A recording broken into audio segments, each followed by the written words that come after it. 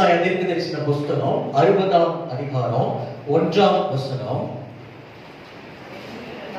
எழும்பி பிரகாசி, உன் ஒளி வந்தது, கர்த்தருடைய மகிமை உன்மேல் உதித்தது. எல்லாருக்குமே ரொம்ப தெரிஞ்ச வசனம், பைபிள்லயே ரொம்ப ஃபேமஸான வசனம். எது? எழும்பி பிரகாசி, உன் ஒளி வந்தது, கர்த்தருடைய மகிமை உன்மேல் உதித்தது. கடைசி நாட்கள்ல, கடைசி 3.5 வருஷத்துல பூமியில இருள் வந்து போயிடும்.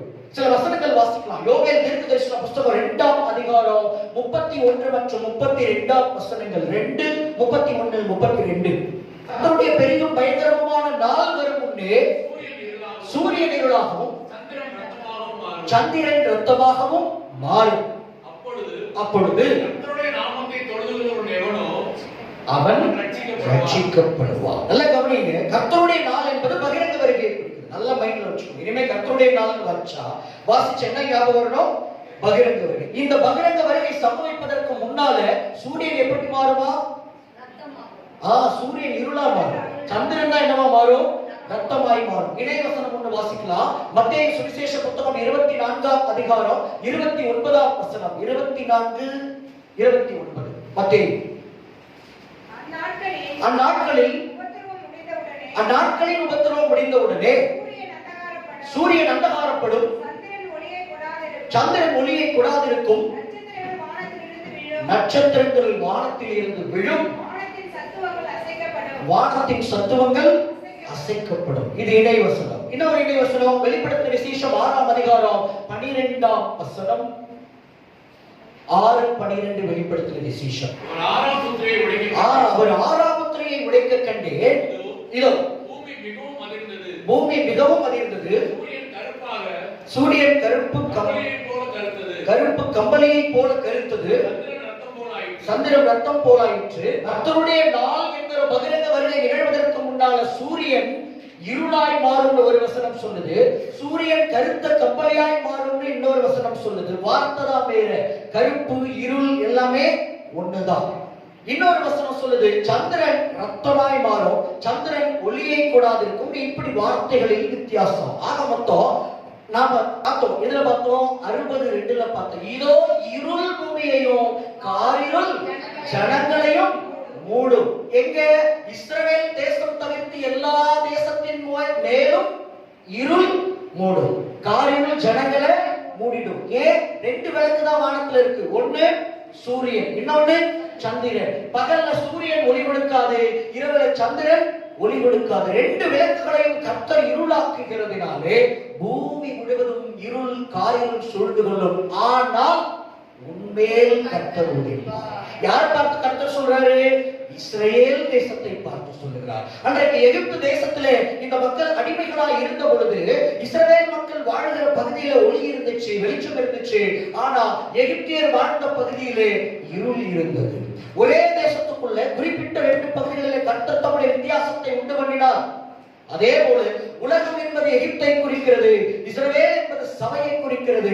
கடைசி நாட்களிலே முழு உலகமும் இருளால் சூழப்படும். ஆனால் இஸ்ரவேல் தேசத்துக்கு அதுக்கப்புறம் தான் ரட்சிப்பும் வெளிச்சமும் மகிழ்ச்சியும் சந்தோஷமும் வரும். எழும்பி பிரகாசி, உன் ஒளி வந்துருச்சு, கர்த்தருடைய மகிமை உண்மையிலே உதிச்சிருச்சு. ஏன் அப்படின்னா இயேசுவானவர் அப்ப இஸ்ரேல்ல நிற்பாரு. ஹல்லேலூயா. இஸ்ரவேல் மக்களுக்கு அது கொடிய காலமா இருக்கும். நீங்க வாசிச்சிருப்பீங்க. அதிக டைம் இல்ல நான் சொல்றேன். அந்நாட்களிலே பால் கற்பவதிகளுக்கும் பால் கொடுக்கிறவர்களுக்கும் ஐயோ, பூமியின் மேல் தத்தளிப்பும் இந்த ஜனங்கள் மேல் மிகுந்த இடுக்கணும் உண்டாகும். எழுதப்பட்ட வசனங்கள் எல்லாம் நிறைவேறுகிற நாட்கள் இவைகளே. அவைதான் நீதியை சரிகட்டும் நாட்கள். இஸ்ரவேல் மக்கள் 3.5 வருஷம் கொடிய உபத்திரவப்படுவாங்க. நான் சொல்ற விஷயங்கள் எல்லாம் இது சீக்கிரத்துல நடக்க போகுது. நம்ம தலைமுறையில கூட இருக்கலாம். கடைசி 3.5 வருஷம், அந்த 3.5 வருஷம் முடிவுல தான் இயேசு கிறிஸ்து பகிரங்க வருகை புரிவார். இப்ப நாம ரேவாவுக்குள்ள வருவோம். எழும்பி பிரகாசி. எப்படி உங்களை ஆண்டவர் இனி தொட போகிறார் அப்படின்னா, ஏசாயா தீர்க்கதரிசியின் புஸ்தகம் 9ஆம் அதிகாரம் 1 மற்றும் 2ஆம் வசனங்கள். ஏசாயா 9ஆம் அதிகாரம் 1 மற்றும் 2ஆம் வசனங்கள். ஆகிலும் அவர் செபுலோன் நாட்டையும் நப்தலி நாட்டையும்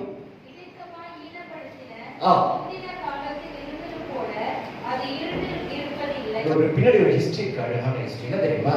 செபுலோன் நாட்டையும் நப்தலி நாட்டையும். அது எதுக்கு செபுலோன் நாடு நப்தலி நாடு? இஸ்ரேல் ஒரு நாடு தான் இருக்கு, அதுக்குள்ளே ஏது செபுலோன் நாடு நப்தலி நாடு? நல்லா கவனிங்க, அந்த இடத்துல நாடுன்னு குறிப்பிட்டிருக்காங்க, ஆனா அது நாடு இல்லை. செபுலோன் என்பது ஒரு கோத்திரம், எல்லாருக்கும் தெரியும் இல்லையா? 12 கோத்திரங்கள் ஒண்ணு செபுலோன். நப்தலி என்பது ஒரு கோத்திரம். ஒவ்வொரு கோத்திரத்துக்கும் கர்த்தர் ஒரு தேசத்தை, ஒரு பகுதி என்ன பண்ணியிருந்தாரு? பிரிச்சு சீட்டு போட்டு கொடுத்திருந்தார். சாலமோன் ராஜாவுக்கு காலத்துக்கு பின்னால ரெகோபயாம் அவருடைய பிள்ளை வந்தார். யெரொபெயாம் ஒருத்தவனை ஆண்டவர் எழுப்புறாரு. ரெகோபயாம் கையில யூதா கோத்திரத்தையும் பென்யமீன் கோத்திரத்தை மட்டும் கொடுத்துட்டு மீதி எல்லாம் அப்படி யார் கையில கொடுத்துட்டாரு?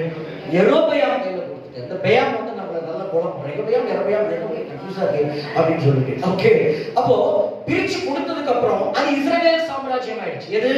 யெரொபெயாம் தலைமையில இருந்தது இஸ்ரேல் சாம்ராஜ்யம், ரெகோபெயாம் தலைமையில இருந்தது யூதா சாம்ராஜ்யம். இதுல இஸ்ரவேல் சாம்ராஜ்யம் கர்த்தரை விட்டு வழி விலகி போயிடுச்சு, சுத்தமாவே போயிடுச்சு. சமாரியா தான் அவங்களுடைய தலைநகரம். அங்கதான் எலிசா தோன்றினாரு, எலியா தோன்றினாரு. இவங்களை திருப்பறதுக்கு அவங்க எவ்வளவோ போராடி பார்த்தாங்க, அவங்க கேட்கவே இல்லை. ஆனா யூதா சாம்ராஜ்யத்துல கொஞ்சம் கொஞ்சம் அப்பப்ப நல்ல ராஜா வருவாங்க. யாரு? யோசபாத், எசேக்கியா, உசியா, அப்புறம் யோவாஸ், ஆசா, அப்படின்னு நல்ல ராஜாக்கள் வந்தாங்க. அப்பப்ப கர்த்தர் அப்படி வருவாங்க, அப்படி போவாங்க. நம்மள மாதிரி சில பேர் விட்டா ஒரேடி ஆண்டவர் விட்டு போயிடுவாங்க, சபையை விட்டு. சில பேர் அப்பப்ப அப்படி வந்து நிற்பாங்க, அப்புறம் திரும்ப போயிடுவாங்க. அந்த மாதிரி யூதா வந்து இப்படி அக்கா தங்கச்சி. ஆண்டவர் அப்படிதான் சொல்லுவாரு, அக்கா தங்கச்சின்னு தான் சொல்லுவாரு. இஸ்ரேலையும் எசேக்கியேல நீ வாசிக்கும் பொழுது இஸ்ரேல ஒரு அக்காவாகவும் அவனுடைய தமக்கை யாரு? யூதாவை தங்கை. அக்கா தான் சோரம் போனா அவளை கர்த்தர் என்ன பண்ணிட்டாரு? தள்ளிட்டாரு. அசீரிய ராஜாக்கள் கையில ஒப்பு கொடுத்து அனுப்பி வச்சிட்டாரு. போத்தாய் தள்ளுதல் சீட்டை கையில கொடுத்து போட்டு அனுப்பி வச்சாங்க. தங்கச்சியும் அப்புறம் என்ன பண்ணா? சோரம் போனா. அதனுடைய நிமித்தம் பாபிலோனுக்கு 70 வருஷம் சிறைப்பட்டு போனா. ஆனா இது ஒரு 70 வருஷம் சிறை இருப்பது. ஆனா அவங்களுக்கு யாருக்கு? இஸ்ரேல கர்த்தர் முற்றிலுமா முறியடிச்சிட்டார். இந்த இடத்துல நீங்க ஒரு வாசிச்ச ஒரு வசனம் ஞாபகம் வரும். என்ன? உசியா ராஜாவுக்கு எதிராக ரேக்ஸ்தீன் அப்படிங்கிற ஒரு ராஜாவும் ரெமலியாவின் குமாரன் அப்படின்னு சொல்லிட்டு பெக்காமா ஒரு பேர் வரும். சீரியா ராஜாவும் இஸ்ரவேல் ராஜாவும் ஒருமனப்பட்டு யூதா ராஜ்யத்துக்கு விரோதமா சிந்திப்பாங்க, திட்டமிடுவாங்க. அப்ப உசியா ராஜாவுக்கு பயம் வரும். அப்ப அவர் என்ன செய்வாரு? காலையில இருந்து துறைக்கு போகும் பொழுது கர்த்தர் ஏசாயாவை நோக்கி சொல்வாரு, நீ போய் உசியா ராஜா கிட்ட சொல்லு, நீ எந்த 2 தேசத்தை பார்த்து பயந்து நடுங்கிட்டு இருக்கிறியோ அவங்க 2 பேரும் 65 வருஷத்துல அறுப்புண்டு போயிருவாங்கன்னு சொல்லுன்னு சொன்னார். நீ பார்க்கிற சீரியா ராஜ்யமும் இஸ்ரவேல் ராஜ்யமும் இந்த புகைகிற 2 கொல்லி கட்டைகளும் ஒண்ணு இல்லாம போக போகுது, நீ பயப்படாத. ஆனா உன் தேவனாகிய கர்த்தரிடத்துல ஒரு அடையாளத்தை வேண்டிக்கோன்னு சொன்னார். இவன் கேட்கிற, நீ ஒரு அடையாளத்தை வேண்டிக்கோ. அப்போ உசியா ராஜா சொல்றான், நான் கர்த்தரை பரீட்சை பார்க்க மாட்டேன் அப்படின்னா. இல்ல உங்களுக்கு ஞாபகம் வருவதற்காக சொல்றேன், யூதா வம்சத்தாரே நீங்க மனுஷனை தான் சொல்லிச்சீங்கன்னு பார்த்தா இப்ப தேவனையே சொல்லிட்டு ஆரம்பிச்சிட்டீங்களா? கர்த்தர் தாமே ஒரு அடையாளத்தை சொல்றாரு. இதோ கன்னிகை கர்ப்பவதியாகி ஒரு குமாரனை பெறுவாள், அவருக்கு இம்மானுவேல் என்று பெயரிடுவா. அவள் பாலையும் வெண்மையை சாப்பிட்டு தீமை நன்மை என்று தெரிஞ்சுக்கிறதுக்கு முன்னாடி நீ அருகிருக்கிற 2 தேசமோ அறுப்புண்டு போயிடுன்னு கர்த்தர் சொன்னாரு. அந்த 2 தேசம் எதுல? ஒண்ணு எது? இஸ்ரவேல் சாம்ராஜ்யம். அதற்கப்புறம் அசீரிய ராஜாக்கள் இஸ்ரேலை பிடிச்சி சிறை பிடிச்சிட்டாங்க. அந்நியர்களை கொண்டு வந்து அங்க குடியேற்றுறாங்க. சமாரியான்னு ஒண்ணு உருவாச்சு. உங்களுக்கு எல்லாருக்கும் தெரியும். ஆண்டவர் ஒரு ஸ்திரீ கிட்ட போயிட்டு தாகத்துக்கு தா அப்படின்னு சொன்னாரு. சமாரிய ஸ்திரீ கிட்ட யோவான் 4ஆம் அதிகாரம். அப்ப அந்த அம்மா சொல்லிச்சு, நீ யூதனா இருக்கு, தாகத்துக்கு தா என்ற இடத்தில் கேட்பதென்ன அப்படின்னு ஆண்டவர் சொன்னாரு, நீ தேவனுடைய ஈவையும் தாகத்துக்கு தாய் என்ற இடத்தில் கேட்கிறவர் என்ன என்பதை அறிந்திருந்தாயானால் நீயே அவரிடத்தில் கேட்டிருப்பாய், அப்பொழுது அவர் உனக்கு ஜீவ தண்ணீரை கொடுத்திருப்பார் அப்படின்னு சொன்னார். இந்த சமாரிய ஸ்திரீ ஏன் அப்படி சொன்னா? யூதர்கள் சமாரியாவுக்குள்ள என்ன செய்ய மாட்டாங்க? நுழைய மாட்டாங்க. ஏன் அப்படின்னா சமாரியர்கள் ஏன் தீண்டத்தகாதவர்களாய் தள்ளப்பட்டாங்க தெரியுமா? அந்நியர்கள் அவர்களோடு சேர்க்கையாகி கலந்துட்டாங்க. எசரத்தோன் அப்படிங்கிற ஒரு சனகரி, எசரத்தோன் என்கிற 2 ராஜாக்கள் அந்நியர்களை கொண்டு வந்து இஸ்ரேலுக்குள்ள கலந்துட்டாங்க. யூதன் அந்நியர்களோட என்ன செய்ய மாட்டான்? கலக்க மாட்டான், தண்ணி குடிக்க மாட்டான், சாப்பிட மாட்டான், அவ வழியா போக மாட்டான். அந்நியர்கள் வந்து சமாரியாவுல குடியேறினதுனால அந்த சமாரியாவும் கலிலேயாவும் தீட்டுப்பட்டு போனது. பிற்பாடு புதிய ஏற்பாட்டுல இஸ்ரேல் 3ஆ பிரிஞ்சிடுச்சு. என்ன? மேல கலிலேயா, நடுவுல சமாரியா, கீழே யூதேயா. அப்ப கலிலேயாவுல இருக்கிறவங்க யூதன் தான். ஆனாலும் யூதேயாவுல இருக்கிற யூதன் அவங்களை மதிக்க மாட்டான். காரணம் என்ன தெரியுமா? அங்க படிச்சவங்க இருக்க மாட்டான். மீனவர்கள், தச்சர்கள், கஷ்டப்படுற ஜனங்கள் எல்லாம் கலிலேயாவுல இருப்பாங்க. பரிசேய சதுசேய படிச்சவன் கொஞ்சம் உயர் ரகமா இருக்கவங்க எங்க இருப்பான்? யூதேயாவுல இருப்பான். நடுவுல சமாரியாவுல அந்நியர்களும் கலந்து தீண்டத்தகாத தேசமா இருந்துச்சு. அப்போ செபுலோனும் நப்தலியும் எங்க இருக்குது அப்படின்னா கலிலேயாவுல இருந்துச்சு. அதான் வசனம் சொல்லுது, செபுலோன் நாட்டையும் நப்தலி நாட்டையும் இழுக்குவா ஈனப்படுத்தின முந்தின காலத்தில் இருந்தது போல அது இருண்டு இருப்பதில்லை என்றால் அவர் கடற்கரை அருகிலும் யோர்தான் நதி ஓரத்திலும் உள்ள புறஜாதியாருடைய கலிலேயாவாகிய அத்தேசத்தை பிற்காலத்துல மகிமைப்படுத்துவாரு. எப்படி மகிமைப்படுத்தினாரு? எந்த செபுலோன் நாட்டையும் நப்தலி நாட்டையும் கலிலேயாவையும் இவங்க தள்ளி வச்சாங்களோ அங்கதான் கர்த்தர் போய் குடியேறினார். நாசரேத் என்கிற கலிலேயாவினுடைய ஊரில் தான் அவர் வளர்ந்தார். பிற்பாடு ஊழியத்துக்கு தலைநகரமாக அவர் எருசலேமை தெரிந்து கொள்ளவில்லை, கப்பர்நகும் என்கிற கலிலேயா தேசத்தின் நகரத்தை தான் தன்னுடைய தலைநகரமாக தெரிந்து கொண்டார். உங்களுக்கு சொல்றாரு, ஏற்கனவே உங்களுடைய வாழ்க்கையில சிறுமையான நாட்களை நீங்க கடந்து வந்திருக்கிறீங்க. உங்களை அவமானப்படுத்தி இருக்கிறாங்க, ஈனப்படுத்தி இருக்கிறாங்க. கடன் பிரச்சனைகளா இருக்கலாம், அல்லது குடும்ப பிரச்சனைகளா இருக்கலாம், அல்லது கர்த்தரை பின்பற்றுவதை நிமித்தம் உங்களுக்கு வந்த உபத்திரவங்களாக இருக்கலாம், அல்லது உங்களுடைய வறுமை நிமித்தம், தரித்திரத்தின் நிமித்தம், சமூகத்தில் உங்களுக்கு இருக்கிற சில சூழ்நிலைகளை நிமித்தம் உங்கள் உற்றார் உறவுகள் உங்களை ஈனப்படுத்தி இருக்கலாம், அவமானப்படுத்தி இருக்கலாம். உங்களுடைய வாழ்க்கை இருண்டு இருந்திருக்கும். ஒரு சிறு வெளிச்சத்தின் கீற்றாக நம்முடைய வாழ்க்கையிலே இனி உருவாகாதா என்கிற ஏக்கத்தோடு இத்தனை நாட்களை நாம் கடந்து வந்திருப்போம். ஆனா ஆண்டவர் சொல்றாரு, முந்தின நாட்களில் உங்கள் வாழ்க்கை இருண்டு இருந்தது போல, ஈனப்படுத்தப்பட்டு சிறுமைப்படுத்தப்பட்டு அவமானப்படுத்தப்பட்டது போல இனி இருக்காது. ஏன் அப்படின்னா, ஏனென்றால் கடைசியில வாசிங்க சிஸ்டர், அந்த அத்தேசத்தை பிற்காலத்திலே மகிமைப்படுத்துவார். இன்றையிலிருந்து அந்த பிற்காலம் தொடங்குகிறது. கர்த்தருடைய ஊழியக்கார சேனைகளின் கர்த்தரின் தூதர். எத்தனை பேர் ஆமென் சொல்வீங்க? வசனத்தின்படி சொல்றேன். இந்த இடத்துல நான் ஊழியக்காரனா நிக்கல, கர்த்தர் தம்முடைய தூதனாய் நிறுத்தி இருக்கிறாரு. நான் எங்கே இருக்கிறேனோ அங்கே ஊழியக்காரனும் இருக்கிறான். ஆண்டவர் ஒரு குடும்பத்தை தொட போறாரு, ஒரு வீட்டுக்குள்ள நுழைய போறாருன்னா அந்த இடத்துல தான் ஊழியக்காரனை கொண்டு போய் நிறுத்துவார்.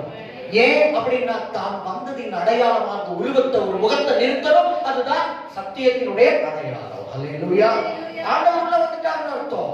இன்னைக்கு உங்க முன்னால நான் நிக்கணும், வேற ஊழியக்காரன் என்ன இருக்கலாம். இந்த வார்த்தையை பேச சொல்லிதான் என்னை அனுப்பியும் வைத்தோம். உங்களுக்கான ரேமா அத்தேசத்தை பேசணும்னா நம்முடைய குடும்பம், நம்முடைய வாழ்க்கை பிற்காலத்துல லேட்டர் டேஸ் உங்களுடைய ஆண்டவர் எப்படிப்பட்டவர் என்பதை தெரிந்து கொள்ளுங்க. அவர் எப்பொழுதும் பின்னாட்களில் உங்களை ஆசீர்வதிக்கிறவர். நான் உன்னை வருத்தினேன், சிரமப்படுத்தினேன், உபவாசத்தினால உன்னை வேதனைப்படுத்தினேன். எதுக்கு தெரியுமா? உன் உள்ளத்தில் இருப்பதை நீ அறிந்து கொள்வதற்கும், உன்னை சோதித்து அறிகிறதற்கும், உன் பின்னாட்களில் உன்னை நான் ஆசீர்வதிப்பதற்கும், உன்னை நான் உபவாசத்தினால, பட்டினியினால, பசியினால வருத்தி சிரமப்படுத்தினேன். ஏன் என்றால் அவர் பின்பாரி மழையை பொழிய பண்ணுகிறவர், பின்னாட்களில் ஆசீர்வதிக்கிறவர், முந்தின சீரை பார்க்கலும் பிந்தின சீரை உண்டாக்குகிறவர், முந்தின ஆலயத்தின் மகிமையை பார்க்கலும் பிந்தின ஆலயத்தின் மகிமையை கொடுக்கிறவர். அவர் பிந்தினோரின் தேவன். நான் முந்தினோரின் தேவன் மட்டும் இல்லை. முந்தினது முடிஞ்சு போயிடும், பிந்தினது தான் பினிஷிங்கா இருக்கும். அல்லேலூயா. முந்தினது பாதியில இடைவெளியில அறுந்து போயிடலாம், ஆனா பிந்தின காலத்துல கர்த்தர் ஆசீர்வதிச்சிட்டாருன்னா நிக்க வச்சிருவார். ஆபிரகாம் பிந்தின காலத்தில் ஆசீர்வதிக்கப்பட்டார். முந்தின காலத்துல இல்ல, 75 வயசு வரைக்கும் அல்ல, 75 வயசுல இருந்து வாரிசு வந்தது, செல்வம் வந்தது, ஜனங்கள் வந்தார்கள், வேலைக்காரர்கள் வந்தாங்க. எது வரைக்கும்? 75க்கு மேலதானே எல்லாமே வந்துச்சு. அதுக்கப்புறம் அவர் வாழ்ந்த வாழ்க்கை சீமானா இருந்தாரு. எங்களுக்குள் நீர் மகா பிரபு அப்படின்னு எமோரியரே அவரை பார்த்து சொன்னாங்க.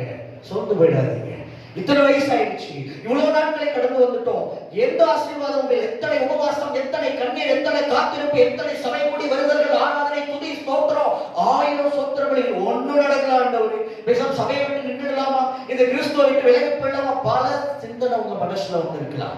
ஆண்டவர் சொல்றாரு, இனி உன்னுடைய வாழ்க்கை இருண்டு இருப்பதில்லை, மாறாக இருளில் நடக்கிற ஜனங்கள் பெரிய வெளிச்சத்தை கண்டார்கள். மரண இருளின் திசையில் குடியிருக்கிறவர்களுக்கு வெளிச்சம் குடித்தது. உங்க வாழ்க்கை இதுவரைக்கும் மரண இருள் சூழ்ந்து, அந்தகாரம் சூழ்ந்து இருந்திருக்கலாம். இஸ்ரவேல் தேசம் எப்படி, உலகம் எல்லாம் எப்படி இருந்து இருந்துச்சோ, ஆனா கர்த்தர் இஸ்ரவேல் மட்டும் பார்த்து சொன்ன, கர்த்தரை உனக்கு நித்திய வெளிச்சமா இருப்பார். உன் துக்க நாட்கள் முடிந்து போகும். இதுவரைக்கும் நீ துன்பப்பட்ட, உன்னை சுத்தி இருக்கிறவங்க எல்லாம் சந்தோஷப்பட்டாங்க. இஸ்ரவேல் துன்பப்பட்டுச்சு, கோடிக்கணக்கில் மக்கள் செத்தாங்க, ஆனா உலகம் மகிழ்ந்துச்சு. இஸ்ரவேலர்கள் சாவத பார்த்து எல்லாம் சந்தோஷப்பட்டான். ஆனா 3 விஷயம் தான் அப்படி இருந்துச்சு. முடிவில் ஆண்டவர் சொன்னாரு, இனி இருள் உலகத்தை மூடும், உன் வாழ்க்கையில் வெளிச்சம் உதிக்கும். அது நித்திய வெளிச்சம். ஏதோ சூரியனால வர்ற சந்திரனால வர்ற முடிகிற வெளிச்சம் இல்ல, இது நித்திய வெளிச்சம். இதுக்கு முடிவு இல்லை. கர்த்தர் மேல உதிச்சிட்டார். அவருடைய மகிமை மேல் காணப்படும். மரண இருளின் திசை ஜீவ ஒளியின் திசையா இன்னைக்கு உங்க வாழ்க்கையில உதிக்கிறது. இனி மரண இருள், மரணம்னாலே மரணத்துக்கு அதிகாரி யாருங்க? சாத்தான். இருளின் அதிகாரி யாருங்க? சாத்தான். ஜீவன் யாருங்க? இயேசு கிறிஸ்து. ஒளி யாருங்க? இயேசு கிறிஸ்து. சாத்தானுடைய அதிகாரம் வல்லமை உங்க வாழ்க்கையில விளையாடுற விளையாட்டுகளுக்கு எல்லாம் கர்த்தர் இன்னைக்கு இப்போ முற்றுப்புள்ளி வைத்துட்டார்.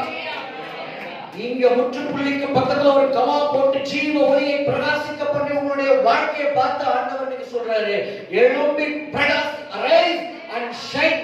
ஏன் அப்படின்னா உன் மேல இப்போ உதிச்சிருக்கிறது உன்னுடைய வெளிச்சம் இல்ல, மனுஷனுடைய வெளிச்சம் இல்ல, சொந்தக்காரனுடைய வெளிச்சம் இல்ல, கர்த்தருடைய வெளிச்சம். உன் வாழ்க்கையில சூழ்ந்திருந்த இருள் எப்பேற்பட்ட இருளா இருக்கலாம்,